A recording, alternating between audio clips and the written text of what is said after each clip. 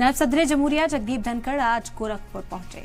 उनका प्लेन जब गोरखपुर एयरपोर्ट पर उतरा तो वहां उनका इस्तकबाल सीएम योगी आदित्यनाथ ने किया। सीएम योगी ने बुके देकर उनका इस्तकबाल किया, लेकिन इसी दौरान नायब सदर जमहूरिया धनखड़ सीएम योगी के कान में कुछ कहते नजर आए। उनकी बातें सुनकर सीएम योगी मुस्कुराते दिखे। धनखड़ और योगी के बीच की ये सीक्रेट बातचीत सोशल मीडिया पर खूब वायरल हो रही है। एक बात कही गई यहाँ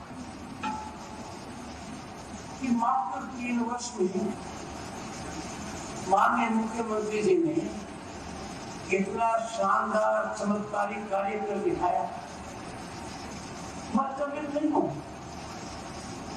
क्योंकि उत्तर प्रदेश में जो आपने चमत्कारिक कार्य किया है, जिसकी खोज सब जगह है, तो वो मुश्किल था, अकल्पनीय था।